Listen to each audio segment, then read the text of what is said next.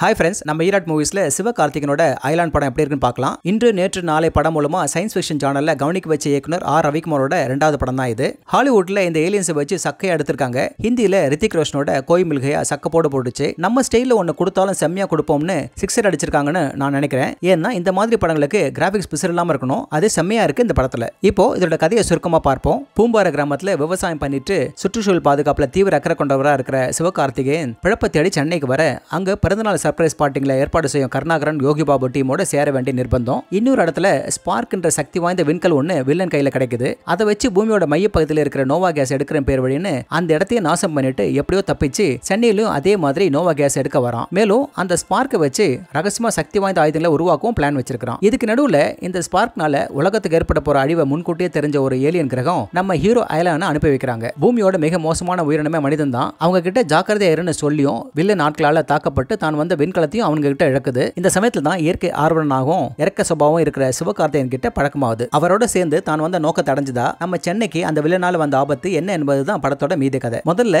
ஏலியனை ரசிக்கும்படி அவ்வளவு விட்ட ஒட்டுமொத்த சிஜி குழுவினருக்கும் பாராட்டுங்க. நம்ம தரம் எதுக்கும் குறைவில்லைன்னு நிரூபிச்சிருக்காங்க. அடுத்து ஐலானுக்கு சித்தார்த்தோட குரல் நல்ல தேர்வு. ஸ்டென்ட் சீக்வன்ஸும் நல்லா அமைஞ்சிருக்கு. படம் ஆரம்பத்துல யானைக்குட்டியை காப்பாத்துறது, ஒரு ஓப்பனிங் சாங், விவசாயம், கார்ப்பரேட் வில்லன், ஹீரோயின் இன்ட்ரோன்னு வழக்கமான விஷயங்க. சிவகார்த்திகேயனும் ஏலியனும் வரும்போது சுவாரஸ்யம் கூடுது. குறிப்பா யோகி பாபு கருணாகரன் கூட்டணி ஏலியனை முதல் முறையா சந்திக்கிற காட்சிங்க. அதோட ஸ்பெஷல் பவர்ஸ்க்கு ஆர்வமா பார்ப்போம் இன்ட்ரல் வர. அதுக்கு முன்ன ஒரு அதிர்ச்சி, என்னடா இப்படி ஆச்சேன்னு பார்த்தா இன்னொரு ட்விஸ்ட். இதுக்கு நடுவுல ஆட்டம் பாட்டம் காமெடின்னு ரசிக்கும்படியா அமைஞ்சிருக்கு. இந்த ட்ராக்ல இருந்து உலகத்தை காப்பாத்த போராடுற ஹீரோவும் ஏலியனும் ஒரே ஆக்ஷன் மயம் தான். அடுத்து ரெண்டு பேருக்கும் பவர் வரதும் போவதுமா கடைசி சீன் வர கமர்ஷியல் அதகலம் தான். இந்த மாதிரி ஜானர்ல ஏற்படுற குறைகளை பெருசா எடுத்துக்க தேவையில்லை. அதுலயும் அந்த ஐலானோட உருவாக்கத்துக்கு எல்லாத்தையும் மறந்துடலாம். இருந்தாலும் இந்த வில்லனா வர சரத் கல்கருக்கும் இஷா கோபிகருக்கும் சரியானபடி உத கிடைக்கலன்ற குறையை கொடுத்துட்டாங்க. ஏன்னா ஏலியனை விட சக்தி வாய்ந்த ஆளு மாதிரி காட்சிகளை அமைச்சதுதான். அதனால ஹீரோ வில்லன் ஏலியன் காம்பினேஷன்ல வர மோதல் காட்சிங்க பெரிய தாக்கத்தை ஏற்படுத்தல. அதுக்கு மேல கிளைமேக்ஸ் வர வர அழுத்தமாவோ இல்ல புத்திசாலித்தனமாவோ ஏதும் வராது குறைதான். இதுல